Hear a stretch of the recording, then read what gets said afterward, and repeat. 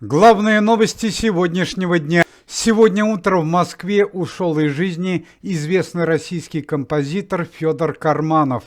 Причиной смерти 55-летнего артиста стали проблемы с сердцем. Федор Карманов на протяжении всей своей творческой карьеры сочинял музыкальные произведения к художественным и документальным фильмам, а также к сериалам. В Израиле в городе Хайфа арестовали известную советскую и российскую певицу Любовь Успенскую. Чрезвычайное событие произошло во время музыкальных гастролей артистки.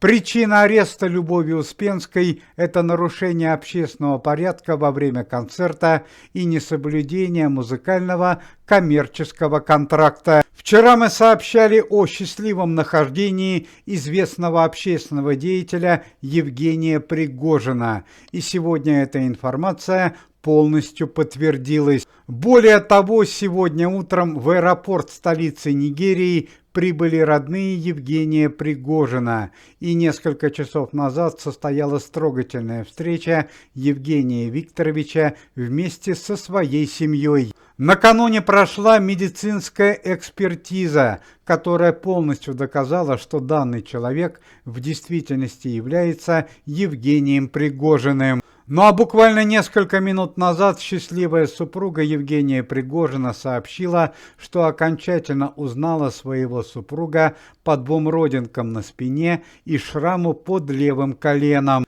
Дальнейшая судьба Евгения Викторовича Пригожина пока неизвестна. Видный общественный деятель категорически отказывается фотографироваться и не общается с прессой. Он дает интервью только местным журналистам.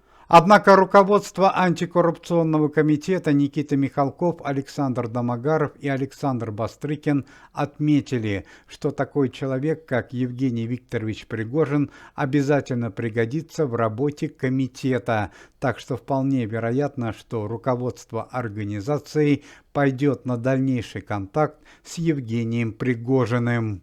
Праправнук известного политика и общественного деятеля Леонида Ильича Брежнева Роман Брежнев трагически и героически погиб во время участия в спецоперации. Печальное событие произошло 2 дня назад. По данным прессы, 33-летний Роман Брежнев совершил настоящий подвиг. Он спас своих товарищей и пожертвовал ради этого своей жизнью. Большая трагедия произошла в мире российского шоу-бизнеса и культуры. Сегодня рано утром в Москве около своего подъезда на улице Тверской был найден лежащим на снегу известный телеведущий Андрей Малахов. Соседи по дому Андрея Малахова вызвали скорую помощь. Своевременно подъехавшие медики диагностировали у Андрея Николаевича Малахова ножевое ранение. Телеведущий был срочно госпитализирован, а с помощью видеокамер, установленных во дворе дома Андрея Малахова, удалось установить точную картину трагедии и главного виновника происшествия. Главным виновником нападения на Андрея Малахова оказался один из недавних героев программы известного телеведущего. Это 43-летний мужчина из города Костромы, имя и фамилия которого в интересах следствия пока не разглашается. На данный момент известно лишь одно, что мужчина затаил обиду на телеведущего Андрея Малахова и решил расквитаться с телеведущим при первом удачном случае. Какова точная причина нападения на известного телеведущего, пока неизвестно. Андрей Николаевич Малахов на данный момент находится в тяжелом состоянии. Как сообщили на центральном телевидении, все программы с участием Андрея Малахова на данный момент будут идти в записи. К слову сказать, что совсем недавно у Андрея Малахова произошла и другая трагедия. В семье Андрея Николаевича скончался ребенок. Пресс-служба комитета сообщает несколько трагических новостей из мира шоу-бизнеса и культуры. Вчера вечером в Санкт-Петербурге скончался заслуженный артист России, известный сериальный актер Владимир Самойлов. Артисту было 80 лет, причина смерти не уточняется. За плечами Владимира Самойлова более 50 ролей в кинофильмах и сериалах. Помимо съемок в кино, известный артист озвучивал аудиокниги. Еще одно несчастье теперь уже в мире зарубежного шоу-бизнеса. В возрасте 83 лет ушел из жизни первый ведущий программы «Поле чудес» Соединенных Штатов Америки по имени Чак Вуллери. Первый телеведущий Чак Вуллери скончался прошлой ночью в Техасе в своем доме в окружении родных и близких.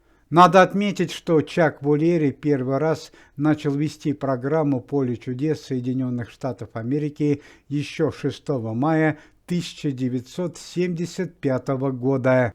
Сегодня утром глава организации Никита Сергеевич Михалков побывал на приеме у Верховного Главнокомандующего по очень торжественному, знаменательному, но и печальному случаю. Посмертно орденом Мужества и медалью за отвагу был награжден внук Никиты Сергеевича Михалкова, который погиб во время участия в спецоперации. Трагедия произошла еще летом этого года.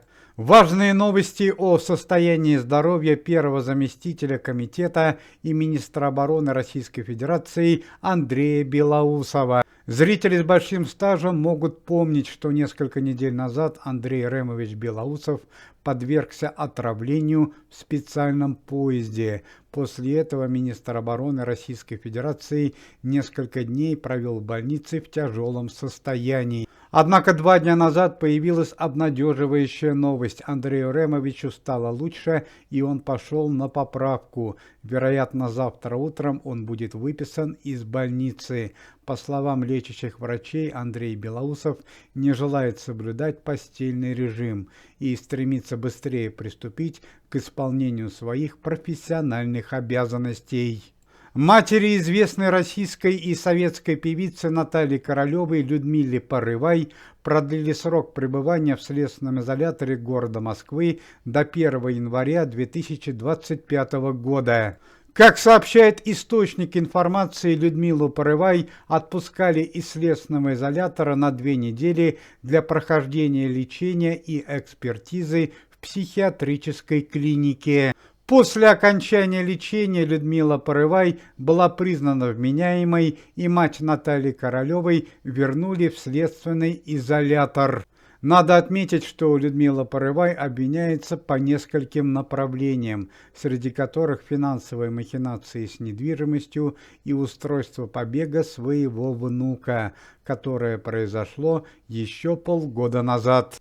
Трагедия из мира российского шоу-бизнеса. Скончалась, свела счеты со своей жизнью российская певица, бывшая участница известной музыкальной группы 90-х годов по имени Стрелки Лариса Батулина. Ларисе Батулиной было 37 лет. Точная причина трагедии пока неизвестна, однако, по словам подруг певицы, трагедия произошла в результате личной семейной драмы.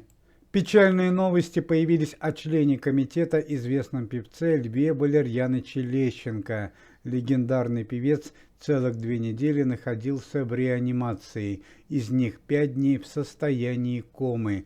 Ведь совсем недавно на Льва Лещенко и его супругу Ирину Лещенко было совершено нападение на загородной даче. Лечащие врачи сообщают печальную новость. Прошлой ночью Лев Валерьянович перенес остановку сердца. Известного артиста вывели из состояния комы, однако он по-прежнему находится в критическом состоянии в реанимации. К слову сказать, что все преступники, совершившие нападение на Ирину и Льва Лещенко, были задержаны. Они оказались членами одной из известных преступных группировок города Москвы. Дело о нападении на Льва Лещенко взял под личный контроль товарищ Бастрыкин. Уважаемые зрители, если вы желаете выздоровления Льву Лещенко и поддерживаете деятельность комитета, то можете поставить лайк под видео и написать поддерживающий комментарий.